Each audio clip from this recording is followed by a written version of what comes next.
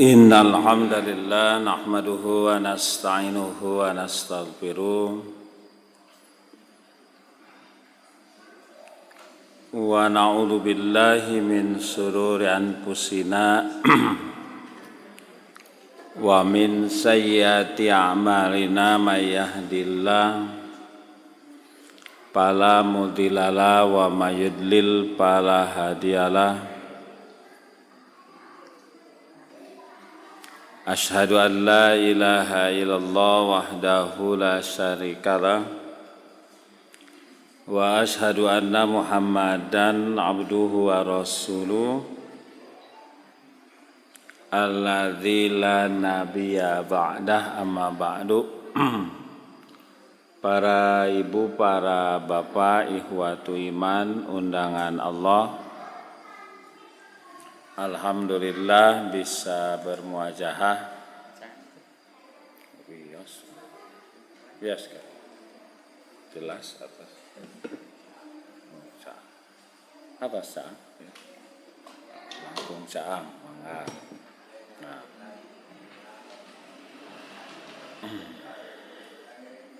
Bapak Ibu sekalian, alhamdulillah bisa kembali bermuajahah.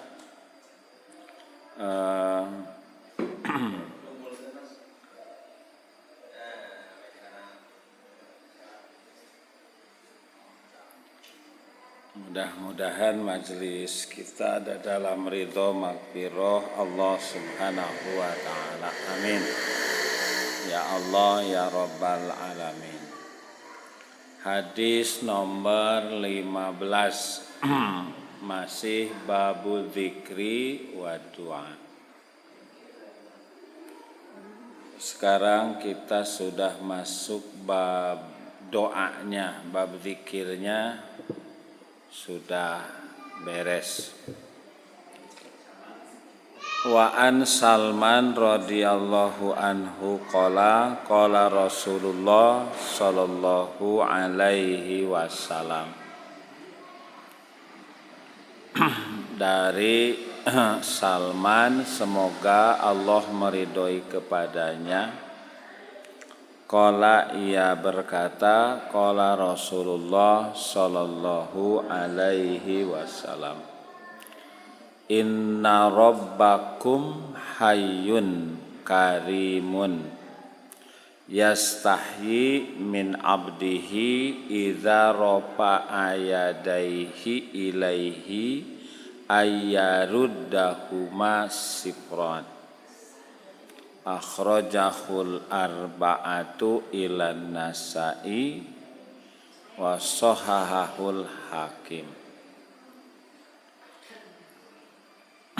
Rasulullah sallallahu alaihi wasallam bersabda, inna rabbakum, sesungguhnya Tuhan kalian, hayyun, Tuhan kalian adalah hidup.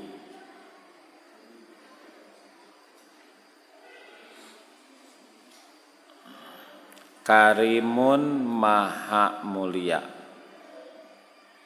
Sifat Tuhan kita Allah karim, mulia. Yastahyi, Allah merasa malu. Min abdihi, kepada hambanya. Idza rafa'a yadaihi, manakala hambanya berdoa. Yadaihi, dengan kedua tangannya.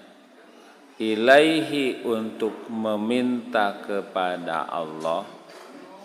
Ayyarudda, mengembalikan huma, kedua tangannya.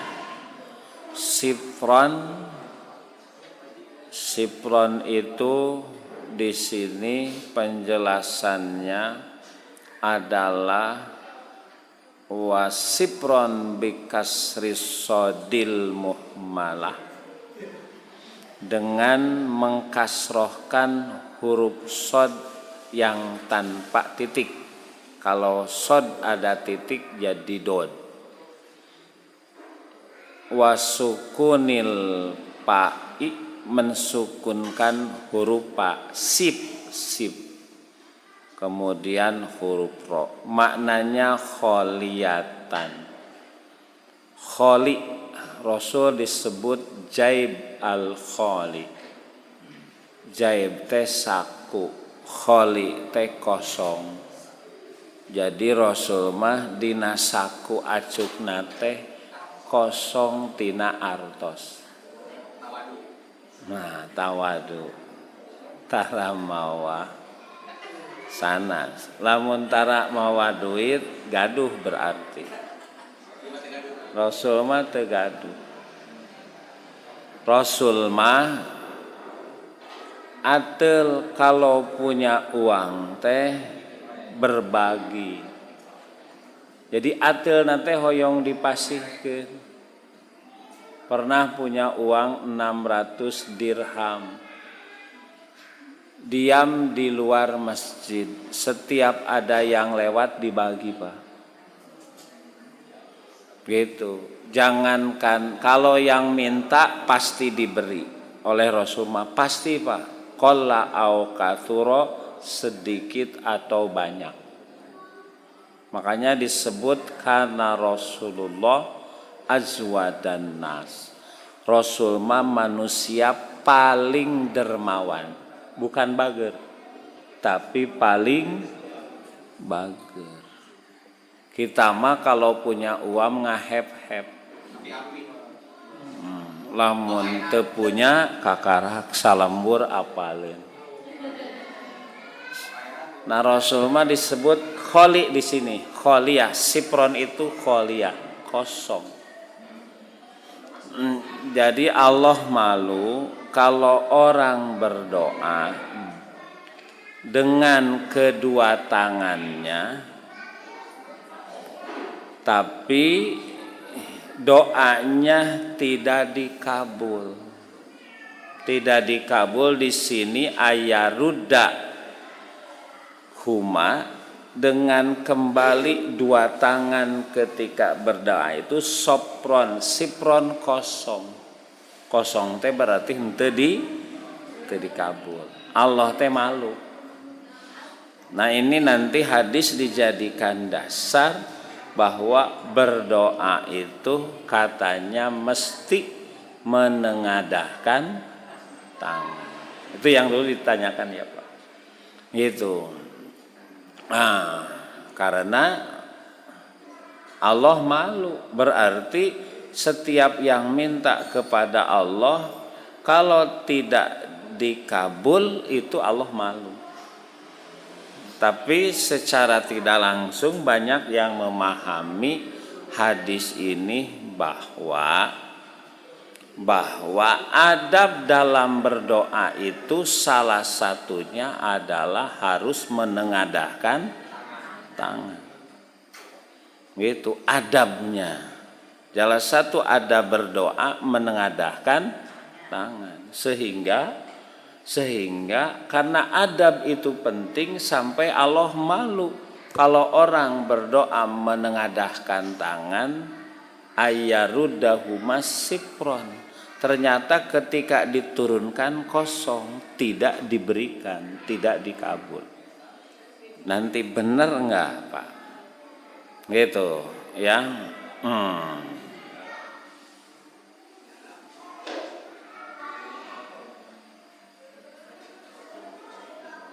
Wah, bahkan kalau lihat di Subulus Salam penjelasannya begini.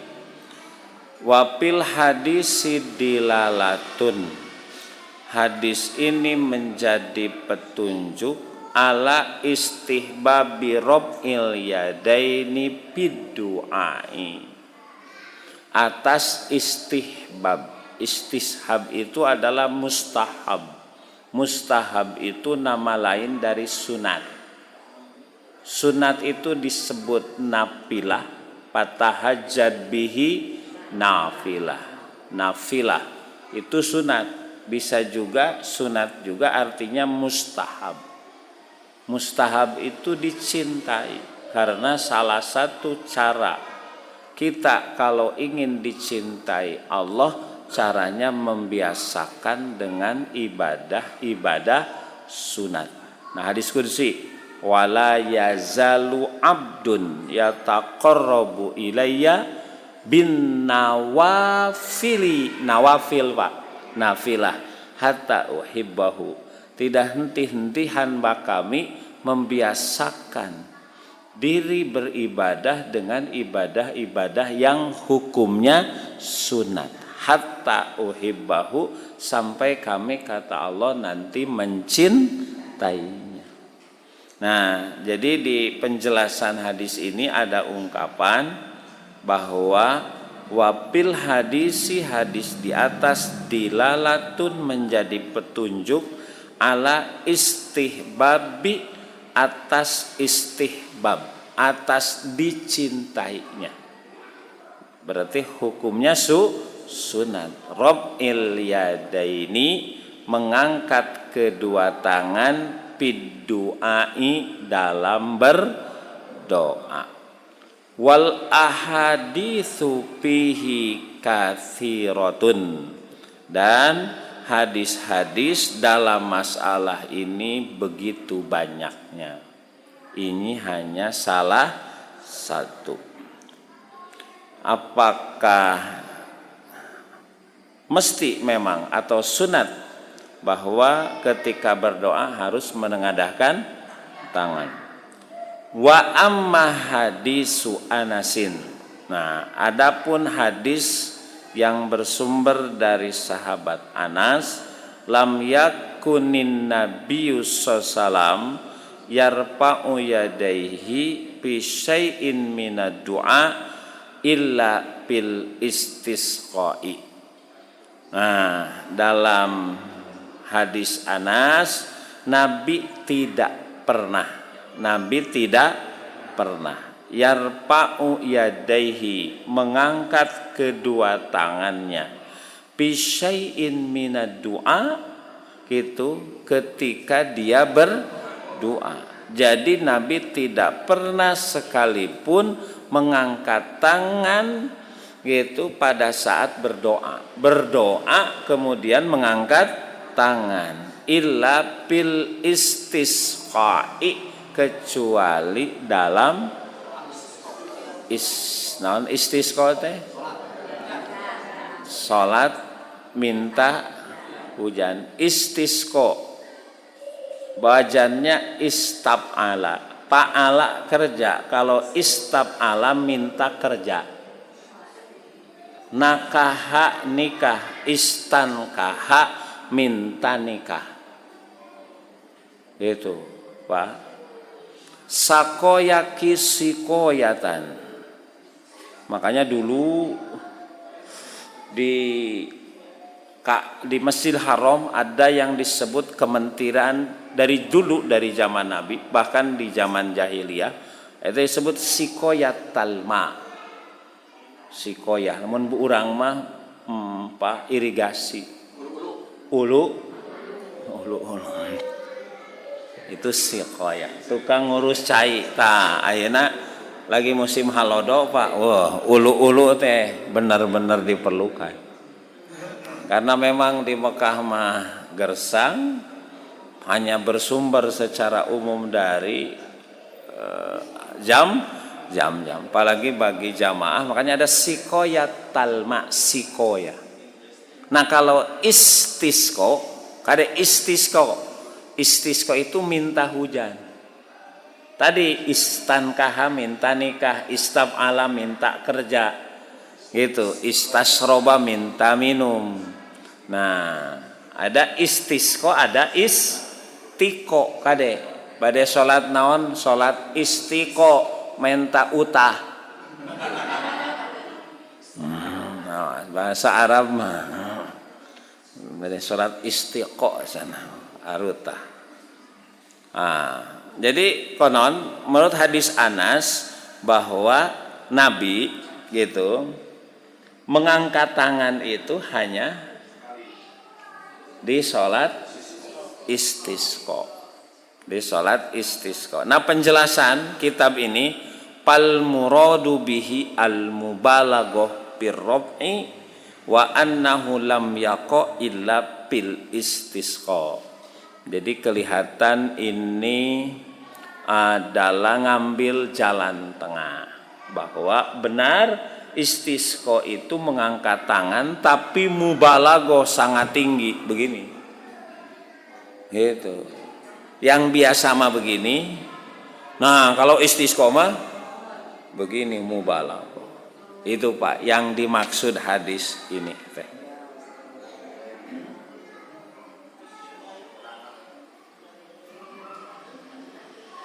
Benar nggak? Nah ini kan nanti pertanyaannya, benar nggak? Bagaimana hukum mengangkat tangan dalam berdoa? Termasuk kita teruskan Pak hadis ke-16-nya karena nyambung. Pak. Idza madda yadaihi bid-du'a wa an Umar radhiyallahu anhu qala kana Rasulullah sallallahu alaihi wasallam idza madda yadaihi bid-du'a. Kalau Nabi mengangkat kedua tangannya dalam berdoa. Berarti ini yang tadi ada yang menyebut bahwa adab berdoa itu mengangkat tangan. Bahkan tadi oleh pengarang Subulus Salam dihukumi mustashab, dicintai, itu sunat. Itu.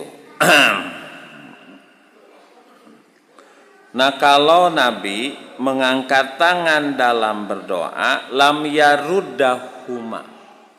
Yaruda, roda yarudu, rorodaan. Sanes rorodaan, rodan. Japa yajupu jip-jipan. Lam yaruddahuma. Nah kalau seorang berdoa dengan mengangkat tangan, lam yaruddahuma, jangan mengembalikan kedua tangannya itu hatta yamsahabihima, sehingga mengusap dengan kedua tangannya wajhahu, akan wajahnya. Akhrajahu Tirmidzi. Kan itu ya? Nah itu Pak. Kan nyambung. Tadi ngadoa mengangkat tangan. Kemudian diusap Pak. Gitu. Arosok tara.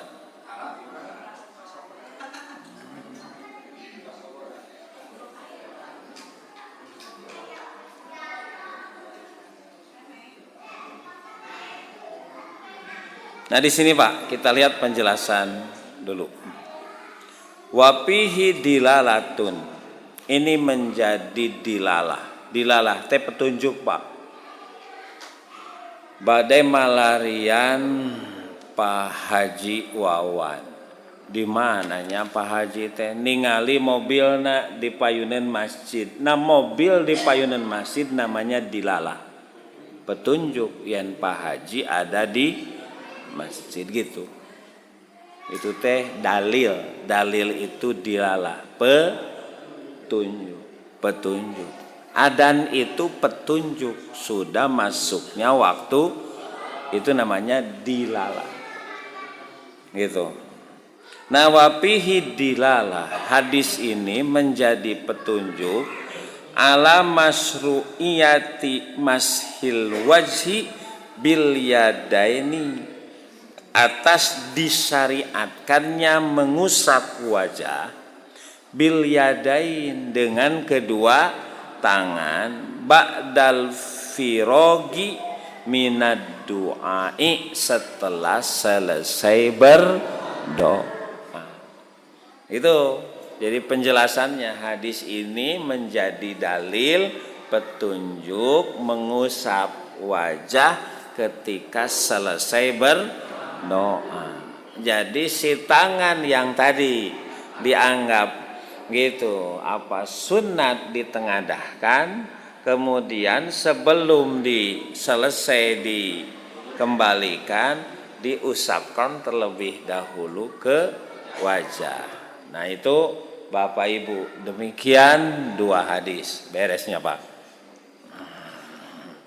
Nah sekarang bagaimana hukum sebenarnya? Kita lihat Pak.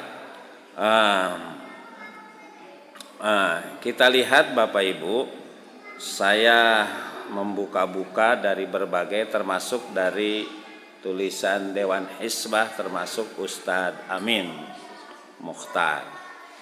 Nah Bapak Ibu sekalian, yang pertama dipahami bahwa berdoa itu ibadah. Pernah 3 hadis Pak, yang hadis nomor 11 bahwa ad-du'a'u huwal ibadah. Hadis 12 ad-du'a'u mukhul ibadah. Hadis 13 laisa syai'un 'alallahi akrama minad du'a. Bagi Allah tidak ada sesuatu yang paling mulia dibanding berdoa. Makanya orang yang sholat itu mulia. Kenapa? Karena sholat itu sama dengan berdoa. Bapak Ibu, yang pertama bahwa mengangkat tangan ketika berdoa itu benar Pak. Benar. Dan itu dicontohkan oleh Rasulullah Shallallahu Alaihi Wasallam. Tapi ada tapi tidak semua doa. Tidak semua doa. Laras ayat, tapi tidak dalam setiap berdoa. Nah, kapan saja? Nah, Bapak Ibu, yang pertama yaitu kalau melihat riwayat itu Nabi berdoa dengan mengangkat tangan itu yang pertama ketika mendoakan perseorangan dan umat. Ada memang hadis-hadisnya. Umpamanya mendoakan umat agar cacian beliau sewaktu beliau marah jadi kebaikan. Mendoakan muhajir yang bunuh diri. Mendoakan keselamatan umat. Mendoakan Khalid bin Walid. Mendoakan kaum Daus. Umpamanya ini mendoakan umat, umpamanya kita terjemahnya saja ya Pak ya.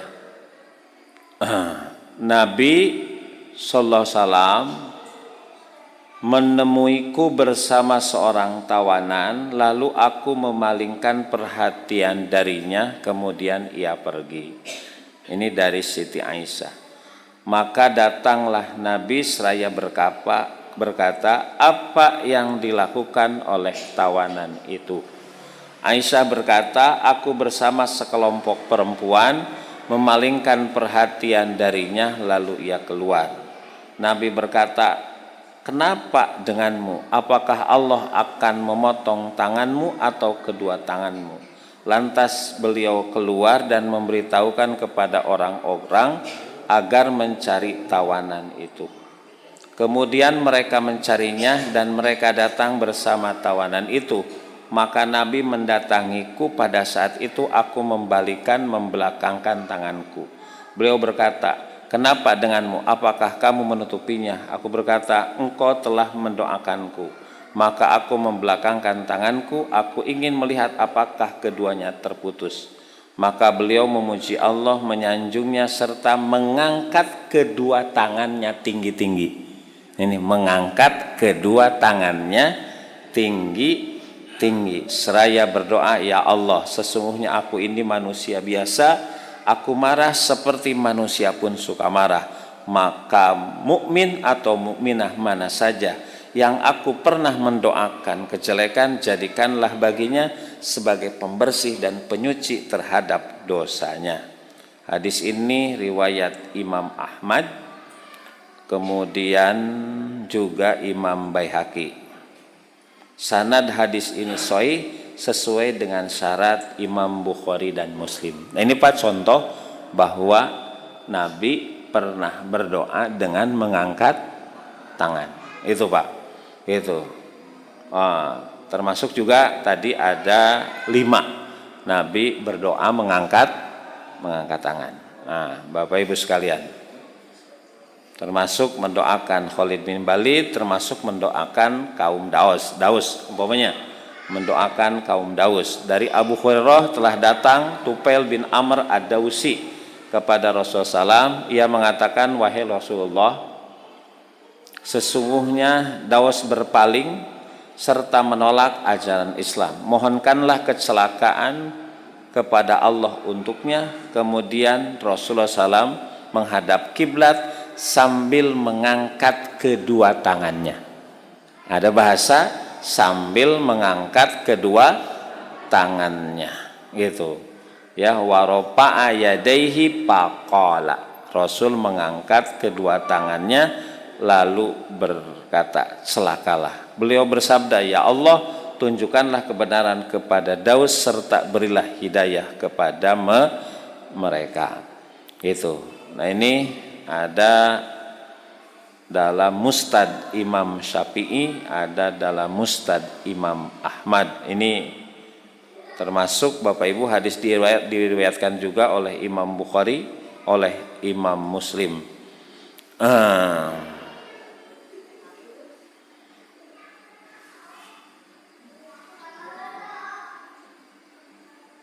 Jadi itu Pak contoh bahwa Nabi pernah berdoa mengangkat tangan.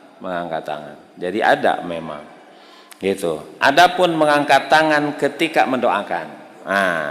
Sa'ad bin Ubadah, Ahlul Bait, Utsman bin Affan, Ali bin Abi Thalib, Usamah bin Zaid, dan ketika beristiadah dari fitnah Dajjal juga mendoakan Walid bin Utbah, maka hadis-hadisnya dhaif. Nah, gitu Pak. Jadi ada juga Rasul hadis mengangkat tangan, tapi ini hadisnya dhaif. Yang 5 di awal hadisnya sahih. Maknanya ini penting derajat hadis Bapak Ibu. Gitu, derajat hadis itu penting. Kenapa penting? Karena ilmu hadis itu menjadi dasar yang kuat penetapan hukum. Gitu. Kenapa? Makanya ketika menjelaskan umpamanya Ustaz Aceng ketika menjelaskan apa yang disebut dengan definisi agama, itu ternyata pakai kalimat mawadu'ahullahu fi kitabihil karim wa sunnatin nabihi sahihah. Ketetapan Allah yang ada dalam Quran dan hadisnya yang sahih. Kan belajar ilmu hadis itu salah satunya bagaimana menyeleksi mana hadis yang benar, itu mutawatir sampai kepada Nabi, mana yang bukan. Ini penting. Gitu. Yang ada dhaif ke hadis, palsu ke duit kan gitu. Gitu. Ini bahaya, Pak. Gitu. Yang jadi ini Pak, ini menurut ahli hadis. Contoh yang kita gunakan saja. Contoh berkait dengan doa ketika buka saum. Dulu Pak, kita buka saum itu semenjak kecil apa doanya? Allahumma laka sumtu wa bika amantu wa ala rizkika. Itu dulu. Ternyata kesini menurut ahli hadis itu dhaif. Gitu. Maka yang sahihnya dhahabatid doma wa talatil urub wa sabatal in. Kok robah-robah? Bukan robah, semua doa sudah ada di zaman Nabi. Cuman ini, makanya belajar itu harus terus begitu Pak. Begitu. Bahwa nanti ketemu ada hadis bahwa hadis dahabati doa dhaif, kemudian yang sahih yang lain, kenapa tidak? Itu. Jadi itulah yang namanya ilmu. Yang namanya ilmu. Bahkan kalau bisa menjelaskan secara lebih logis dan ilmiah bahwa doa saum itu yang sahih berdasarkan ilmu hadis bukan dahabati doma, tapi yang dulu. Allahumma, dan itu lebih meyakinkan, kenapa tidak? Itu Pak, aspek itu ada. Makanya di sini kenapa mesti mencari ilmu, kenapa mesti mendengar, gitu Pak. Di sini maknanya, di sini, gitu. Sanes robah-robah. Gitu. Kalau dalam kitab Nailul Autor, wa mana sahabihin nafsu aula bil ittibai, yang jelas sahih dalilnya itu yang diikuti. Kuncinya di sana. Ini yang dimaksud kembali kepada Quran, farudduhu ilallah. Itu Pak, di sana. Di sana. Memang kalau nggak mau capek, yang didengarkan terima amalkan. Yang nggak mau lieur urang mah nya cenah cek ieu kieu geus saya moal kabeh cenah. Bapak salah Pak. Baca nanti Quran. Nanti di surat Zumar ayat 12. Maaf, ayat 18 Pak. Ini ayat sering disampaikan. Zumar ayat 18. Siapakah yang disebut ulul albab? Ulul albab, albab itu lub. Jadi Pak, hati yang paling dalam namanya lub. Ada sodar, hati itu. Ada juga disebut kolbun. Ada 4 Pak tingkatannya, dari mulai sodar, ada kolbun, satu lagi. Cuman terakhir yang paling dalam namanya lub. Lub itu nanti di kita dikenal jadi albab. Jadi kalau hatinya sudah masuk tingkatan level lub, maka itu hati bersih dari segala noda. Makanya disebut ulul albab. Siapa ulul albab? Banyak cirinya. Cuman salah satu ciri ulul albab itu adalah mereka yang dapat hidayah. Mereka yang dapat hidayah. Itu salah satu Pak. Nanti banyak di surat Ali Imran, inna fi khalqis sama, gitu kan disebut ulul albab. Kalau di sini yang disebut ulul albab itu yang dapat hidayah. Nah, pertanyaannya bagaimana supaya hidayah itu didapatkan? Ternyata sebelum kalimat itu adalah mereka yang mau mendengar. Mereka yang mau mendengar. Kemudian yang didengarkan itu tidak ujug-ujug diamalkan. Tapi ada proses analisa dalam dirinya untuk menimbang dan membanding. Fabashir bi ibad, beri kabar gembira kepada hamba kami. Siapa yang harus dapat kabar gembira? Alladzina yastami'unal qaula, mereka yang mau mendengarkan. Jadi mustami, tapi lihat, bukan sekedar mau mendengar, payat tabiuna ahsanahu, yang didengarkan itu jadi mutabi. Mutabi itu kan beda dengan muqallid Pak. Mutabi itu qabulun qaulun qail wa anta ta'lamu hujatahu. Engkau mendengar satu pendapat dan engkau paham kenapa engkau mau mendengar. Paham. Jadi yang diikuti itu kalau bahasa pemilu namanya pemilih cerdas. Pemilih, jadi yang didengar itu tidak selamanya harus diikuti, kecuali setelah melalui proses penggodogan. Bahasanya proses penggodogan. Proses, kata bahasa akademik, analisa. Analisa, bandingkan. Mana ini? Payat tabiuna ahsanahu, yang didengar itu jangan langsung diamalkan, tapi dianalisa, mana Qur'annya, mana hadisnya. Ini tafsir Qur'annya apa, ini hadisnya bagaimana, syarah penjelasannya bagaimana, derajatnya. Kalau sudah yakin, oh bener nih hadisnya sahih, oh bener penjelasannya, baru kesananya ulaikal ladzina hadahumullah, mereka yang dapat hidayah, wa ulaika hum ulul albab. Itu yang disebut cerdas Pak. Jadi ada proses itu Pak.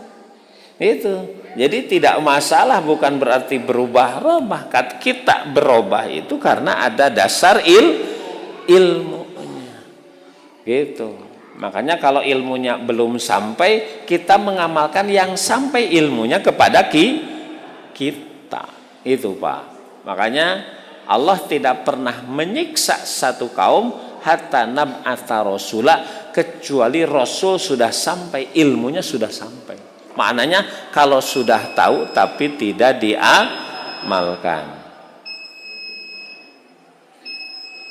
Nah, termasuk Pak, jadi kita menyebut, jadi berdoa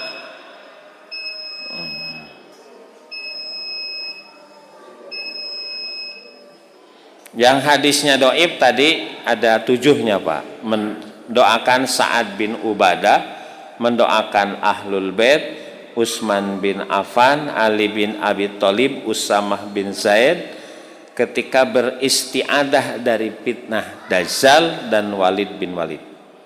Kemudian hadis-hadis doib ketika berdoa pada ibadah tertentu. Berdoa di Bukit Sofa dan Marwah, Pak.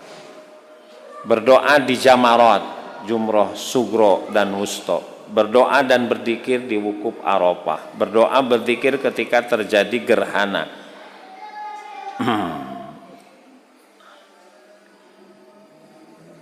Berdoa setelah wudhu. Ketika istighosah di perang Badar. Doa Nabi di kuburan Baqi. Berdoa pada saat kunut. Nah ini Pak, cuman ini terlalu panjang Bapak Ibu. Kita simpelkan, bisi dugi ka subuh Pak. Jadi gini Bapak Ibu. Nah, kita jelaskan yang kaitan dengan yang kita bahas Pak.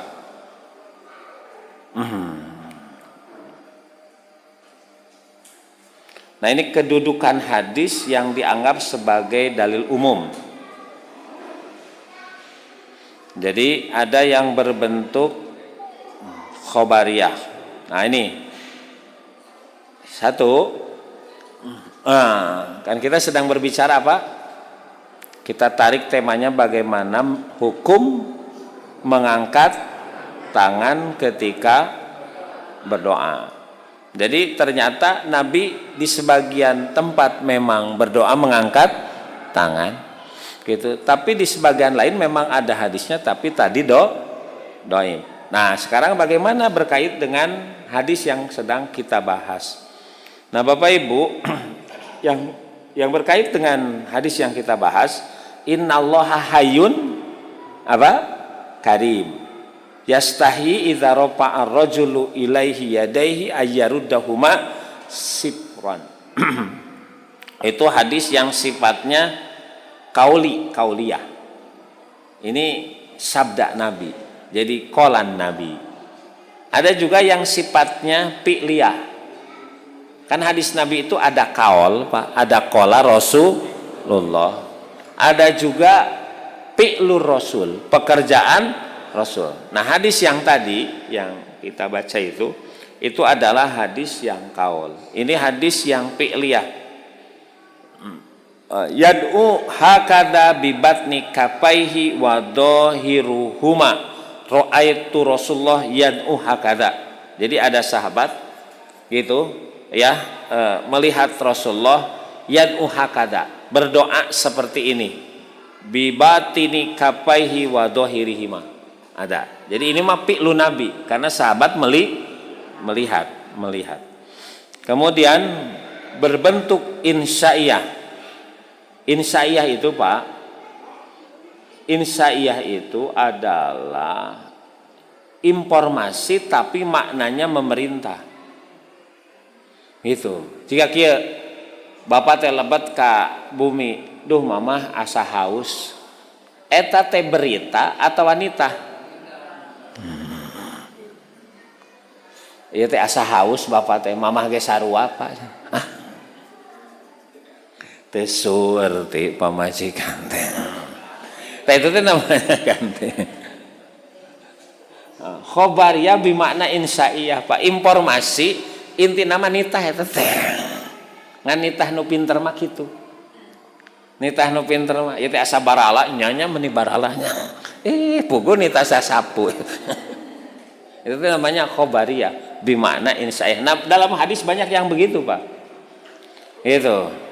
Idza sa'atumullaha fas'alu bibutuni kafikum wala tas'alu biduhuriha wamsahu biha wujuhakum. Kalau kalian meminta berdoa kepada Allah, berdoalah dengan kedua telapak tangan, jangan dengan punggungnya. Dan wamsahu, kemudian usaplah wujuhakum, dengan kedua tangan itu adalah wajah-wajah kalian. Nyambung ya Pak yang tadi ya. Gitu.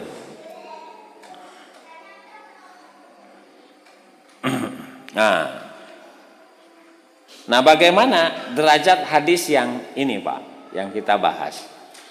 Hadis yang dianggap sebagai dalil umum ini dikategorikan zoniul wurud atau hadis ahad. Jadi ada doni itu hanya sangkaan. Karena yang berbentuk khobariyah hanya diterangkan oleh 8 sahabat. Pada tobakot sahabat meliputi 4 orang khobariyah kauliyah dan 4 orang khobar fi'liyah. Jadi Pak ini Dewan Hisbah gitu. Bapak Ibu, itu kan banyak, termasuk Ustadz Amin yang sering ke sini itu meneliti hadis-hadis. Jadi bukan satu hadis. Jadi kan gini Pak, kalau pembahasan yang sifatnya tema itu harus mengumpulkan dalil yang sama dalam satu tema. Bukan hanya satu dalil. Bukannya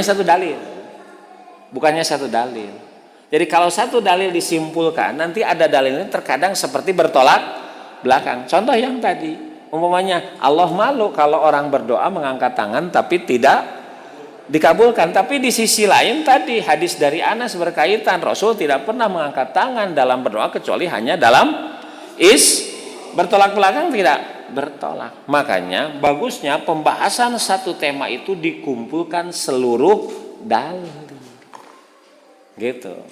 Jadi cara pertamanya dilihat sahih tidak dalilnya. Karena kalau sudah tidak sahih tidak bisa dijadikan gitu. Itu Pak, kecuali saat tertentu. Secara umumnya begitu. Jadi kalau diambil hanya satu kemudian disimpulkan, nah ini Pak. Sementara nanti dilihat hadis-hadis yang lain yang tadi banyak. Mana derajatnya yang sahih, mana dulu yang dhaif. Itu kan, udah yang dhaif jangan dipakai, sudah. Dari sana saja sudah gugur. Kalau mau kerja kan, misalnya ngelamar itu ada Bapak Ibu seleksi administrasi. Kalau administrasinya sudah tidak lulus, sudah. Ini punya S1, tapi ijazahnya SMA, sudah pasti tidak. Karena yang dipinta syaratnya adalah S, kayak begitu. Dari sisi derajat saja ini sudah dhaif, sudah. Nah itu Bapak Ibu. Kemudian yang berbentuk insaiyah hanya diterangkan oleh 5 orang tabaqat sahabat, meliputi 2 orang dengan mengusap wajah dan 3 orang tanpa mengusap wajah. Jadi ada yang mengusap wajah 2 orang, tapi ada yang tidak mengusap wajah. Tuh Pak gitu. Kan kalau tadi kita hanya yang mengusap saja, padahal ada 3 sahabat yang tidak juga mengusap. Itu pentingnya kalau mengkaji satu tema diambil seluruh dalil. Gitu. Jangan satu per satu. Di sana nanti kelihatan Bapak Ibu. Gitu Pak. Jadi kayak jangan begini. Kalau orang yang buta ditanya, ari gajah teh kumaha? Tergantung dia megang apa. Kalau yang dipegang kaki, oh cenah gajah teh siga halu. Kalau yang dipegang tulale gajah teh siga naon Pak eta siga pahlawan. Kalau yang dipegang telinga gajah teh siga hihi, kan gitu Pak. Itu. Tapi kalau orang yang bisa melihat bray secara keseluruhan, itu maknanya. Jadi kalau dalam satu tema itu gitu diambil seluruh keterangan. Makanya kalau baca ini Pak, tafsir Quran itu bacanya dulu adalah, jadi ada yang disebut dengan tafsir mufrad al-padul Quran. Gitu. Satu lapad itu kan tergantung susunan.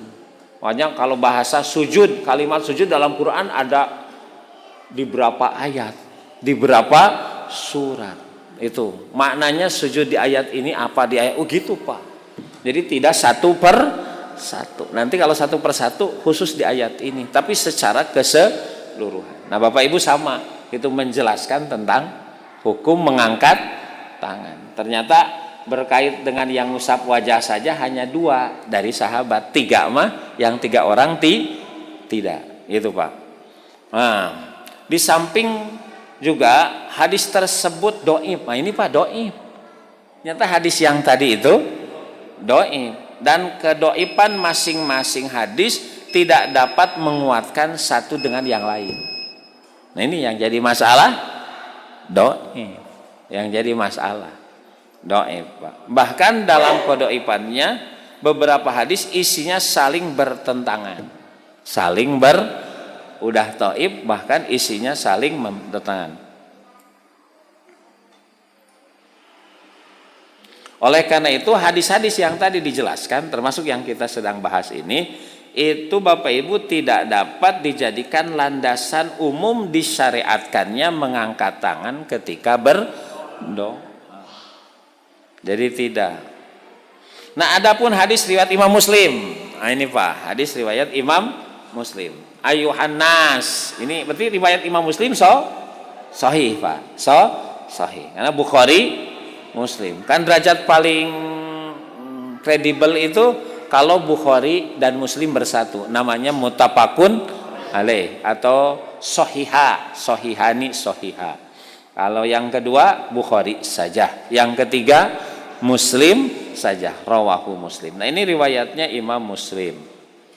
Ayuhan nas innallaha thayyibun la yaqbalu illa thayyiban. Allah itu wahai manusia, Allah itu thayyib. Thayyib itu apa, Bu? Mang Thayyib biar aku terang. Allah itu baik. Layak balu ila thayyiban. Beliau tidak akan menerima kecuali yang baik. Wa innallaha amaral mu'minina bima amara bihil mursalin.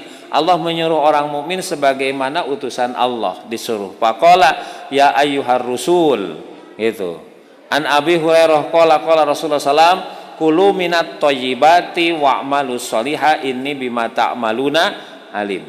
Wa qala ya ayyuhalladzina amanu kulu minat thayyibati ma razaqnakum.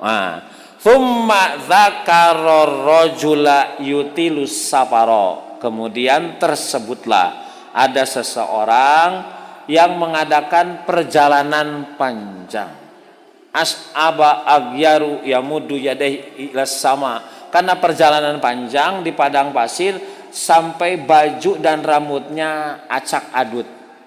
Dekil and the kumal plus kucel. Kan padang pasir Pak. Gitu. Yamuddu yadaihi ila sama. Nah ada kalimat yamuddu yadaihi ila sama, menengadahkan tangannya ke langit. Untuk apa? Ya berdoa. Ya Rabbi, ya Rabbi. Jadi begini Pak. Gitu. 2 tangan itu menengadahkan ke langit. Gitu. Ya Rabbi, ya Rabbi. Tapi wamat amuhu haram, makanan yang dikonsumsinya dari barang yang haram. Wamal basuhu haram, wamashrobuhu haram, yang diminum dari sumber yang haram. Wamal basuhu haram, yang dipakai juga dari yang haram. Wagudhiya bil haram, bahkan dirinya berlumuran dengan yang haram. Maka fa'anna yustajabu lidzalika, bagaimana Allah mengijabah. Nah Pak, ini hadis juga dijadikan dalil bahwa berdoa itu mengangkat tangan. Buktinya di hadis Muslim ini sahih, yamuddu yadaihi, menengadahkan kedua tangannya. Bapak Ibu sekalian, nah coba lihat syarahnya. Hadis ini tidak bisa dijadikan landasan umum tentang adanya mengangkat tangan waktu berdoa. Tidak bisa, sebab di dalamnya tidak terkandung pesan dari Rasulullah untuk mengangkat tangan pada berdoa. Gitu. Tidak ada pesan Rasul, yang ada bahwa dia sedang mengadakan perjalanan panjang sampai badannya, pakaiannya, rambutnya kusut, dia berdoa sambil menengadahkan tangan dia. Itu. Ya. Kemudian pesan yang terkandung justru ketegasan Rasul tentang tidak akan diijabahnya doa yang dipanjatkan oleh orang tersebut yang makanan, minuman dan pakaian serta gizi dari yang haram. Meskipun berdoa dilakukan sambil mengangkat tangan. Jadi hadis ini justru penegasan bahwa doa tidak akan diijabah walaupun mengangkat tangan. Bukan menjadi dalil bahwa doa harus mengangkat tangan. Tidak diijabah doa walaupun mengangkat tangan. Dengan demikian, perintah secara umum dari Rasul mengenai berdoa dengan mengangkat tangan tidak ada yang sahih, tidak ada yang dapat dijadikan hujjah. Sehubungan dengan ini, dalam hal ini tidak tepat menggunakan kaidah. Oh, berarti kaidahna kieu cenah. Ya, kaidahnya menyebut sebagian yang umum tidak menghususkan. Bapak Ibu, semakin rinci perbuatan Nabi dalam urusan berdoa dengan mengangkat tangan, semakin jelas bahwa itu terkait pada situasi, kondisi, tempat-tempat tertentu. Nah, bagaimana katanya kalau ada yang berpendapat begini, bahwa setiap berdoa dianjurkan mengangkat kedua tangan kecuali pada situasi dan kondisi tertentu. Jadi setiap berdoa mengangkat tangan kecuali dalam situasi dan kondisi tertentu. Nah, hal ini kurang tepat karena pertama, dalil umumnya tidak ada yang sahih. Tadi semua dalil umumnya doib.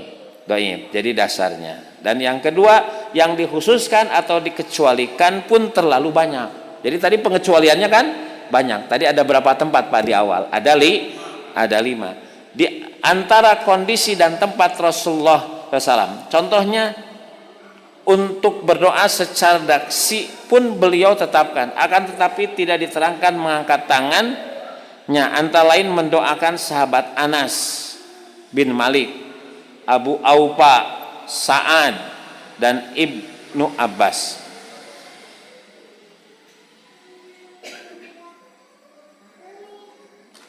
Coba Pak, ini ada situasi dan kondisi dan tempat tertentu yang Nabi tetapkan berdoa, tapi tidak disertakan mengangkat tangan. Kan kita banyak Pak berdoa, betul kan? Dari mulai bangun, tidur, sampai coba, kan itu doa semua, betul tidak? Coba, ada nggak perintah mengangkat tangan? Kan perintahnya berdoa. Berdoa hendak tidur, cik sambil mengangkat tangan nggak? Kan tidak ada Pak. Kemudian bangun tidur, nggak ada. Kan bangun tidur ku terus mandi. Tidak lupa. Berdoa mau makan, sesudah makan, apakah mengangkat tangan nggak? Kan gitu. Berdoa memakai baju. Berdoa pada saat bersin dan menjawabnya. Berdoa masuk dan keluar masjid. Coba ngangkat tangan nggak Bapak tadi masuk masjid? Nanti keluar masjid, mengangkat tangan nggak? Ngangkat kaki paling. Kan nggak Pak? Berdoa apabila ada petir, ada angin besar. Kemudian berdoa waktu berbuka puasa. Tadi yang puasa kan enggak juga Pak. Dah berarti doa tidak sampai gitu. Berdoa sesudah adzan. Adzan enggak doa, cik angkat tangan enggak? Gitu. Berdoa mendoakan pengantin. Cik, Bapak diundang ke Islamic Center. Di pengantin mengangkat tangan enggak? Barakallah kan enggak Pak? Leres teh. Berdoa masuk WC, keluar WC dan sebagainya. Ini Pak. Bahkan coba Pak, yang lebih substansial, bagaimanakah kaifiat Rasul berdoa pada saat tawaf? Kan kita kalau umroh Pak, ya kan? Umroh. Tawaf itu berapa keliling? 7. Mengangkat tangan enggak? Coba, ada enggak hadis Nabi tawaf mengangkat tangan? Coba. Bapak Ibu sekalian, sedangkan berdoa waktu tawaf disaksikan ribuan sahabat. Akan tetapi tidak dapat keterangan bahwa pada saat tawaf Rasul mengangkat kedua tangannya. Kan disaksikan.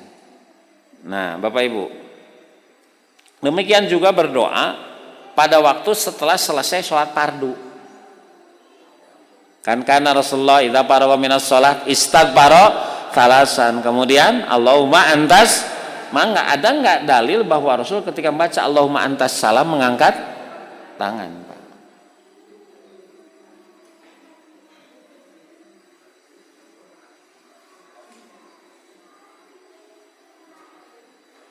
Jadi kalau jelas ada dalilnya pasti ada. Sebab gini Pak, sebab gini, gitu. Jangankan mengangkat tangan 10 jari dan dari kedua tangannya, mengangkat 1 jari saja di antara sahabat ada yang menerangkan. Coba, kan itu sering, gitu. Jadi langkah dan ucapan Nabi itu tidak lepas dari perhatian sahabat. Contoh Pak. Ini contoh, gitu, dari Amarah bin Rabi'ah. Saya melihat Bashar bin Marwan mengangkat kedua tangannya di atas mimbar, berdoa pada waktu Jumat. Ia mengatakan, semoga Allah menjauhkan kebaikan dari kedua orang itu, gitu. Jadi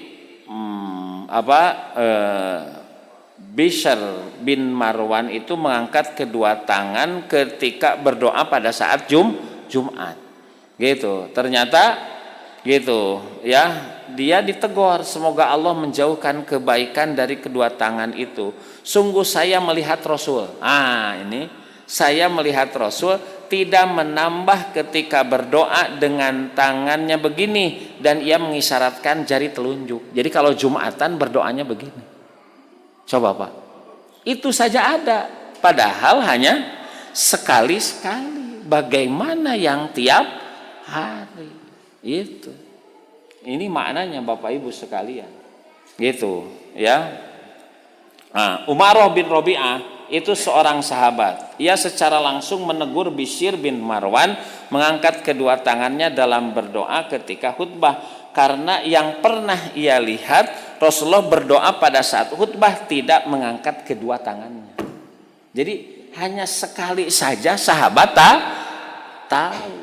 Bagaimana ini yang kayak masuk masjid, keluar masjid, kemudian ba'da sholat. Berarti tidak ada hadis dan keterangan itu menggambarkan bahwa Rasul tidak melakukan. Yang Rasul lakukan hanya sekali saja, 2 kali sahabat tahu. Ini kan yang biasa Pak, gitu. Berdoa mau tidur kan biasa, bangun tidur biasa.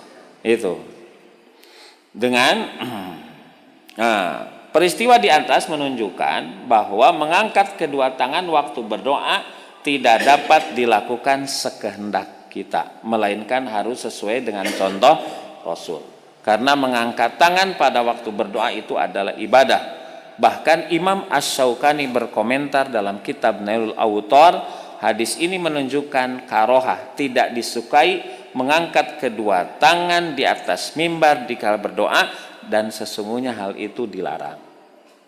Dengan demikian, berdoa merupakan suatu upacara agama di mana tata cara dan tempat mana saja dianjurkan mengangkat tangan dalam berdoa telah ditetapkan aturannya, karena berdoa adalah ibadah, sehingga disebut inna du'a huwal ibadah. Nah, makanya kesimpulannya Pak, gitu, kita tidak sertakan hadis-hadis karena banyak, tapi kesimpulannya yang tadi Pak. Kesimpulan secara khususnya, mengangkat kedua tangan ketika berdoa adalah ta'abudi. Ta'abudi itu ibadah. Mengangkat kedua tangan waktu berdoa pada kondisi tertentu, pada tempat tertentu, oleh orang tertentu pernah dilakukan oleh Rasul, pernah. Nah, mengangkat kedua tangan ketika berdoa kalau tidak ada keterangan, berarti ini tidak kuat. Tidak kuat. Nah, demikian Bapak Ibu, termasuk tadi yang hadis mengusap, tadi hadisnya kurang kuat. Wallahu alam Bapak Ibu sekalian. Begitu. Ada pertanyaan Pak sebelum ditutup?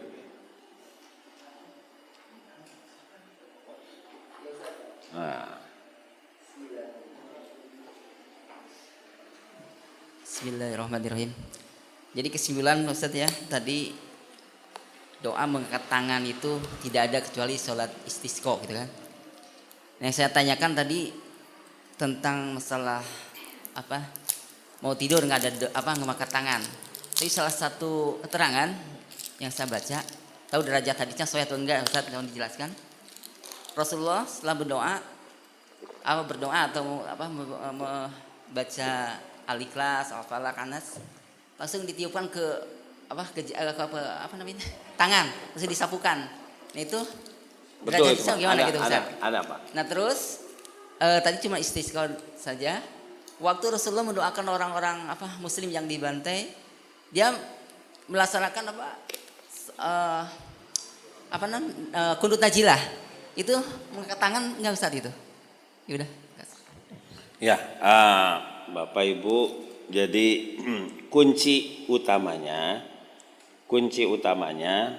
bahwa karena ini ibadah itu jadi al-aslu fil ibadati at-tawakkub.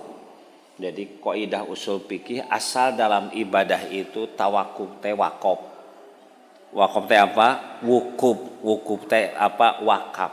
Apa? Wakaf, wukuf, wakaf, tawakuf, diam. Asal dalam ibadah itu diam. Hatta yakumad dalil ala amrihi, sampai ada dalil yang memerintah. Tadi disebutkan di awal bahwa ada 5 kondisi ya. Rasul berdoa dengan mengangkat tangan, Pak. Ada 5 kondisi Rasul berdoa mengangkat tangan, dan ini hadisnya dianggap sahih, dianggap sahih, Pak. Itu dianggap sahih, mendoakan umat, mendoakan muhajir, mendoakan keselamatan umat, Khalid bin Walid dan Daus, Pak. Dan Daus. Adapun tadi doa di kunut gitu ya, di najilah, ini di sini disertakan bahwa menurut ahli hadis ini hadisnya kurang kuat gitu ya, hadisnya kurang kuat. Ya, di sini termasuk tadi di doa kunut. Coba nanti kita lihat di doa kunut. Nah, di doa kunut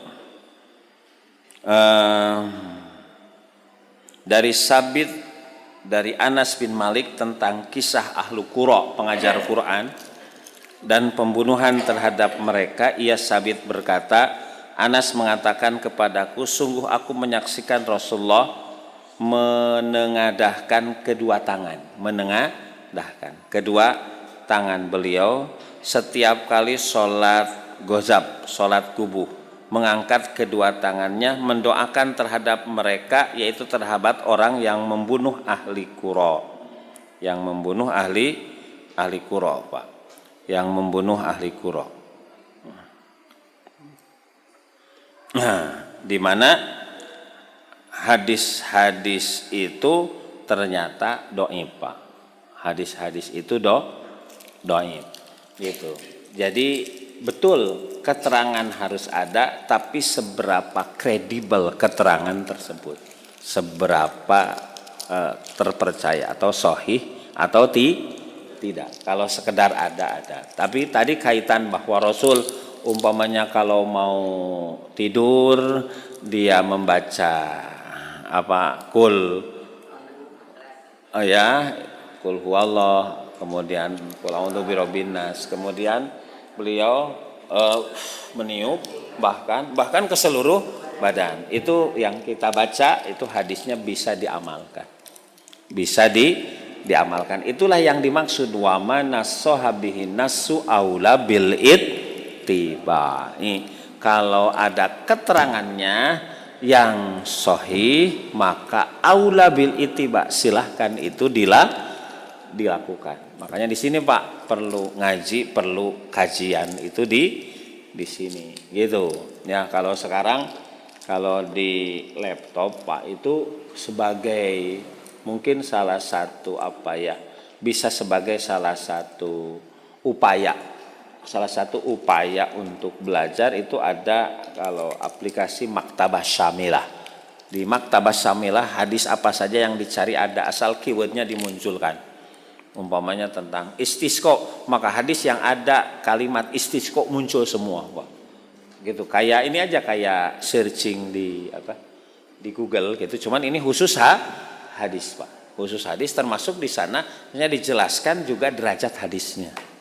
Di sana bahwa ada perselisihan di antara ahli hadis bahwa yang ini doib, yang ini sahih. Nah, di sanalah kita gitu ya untuk cerdas mana ini yang meyakinkan diri kita, yang meyakinkan. Kayak begini saja, kayak Idul Fitri cek ini Jumat, cek ini Sabtu.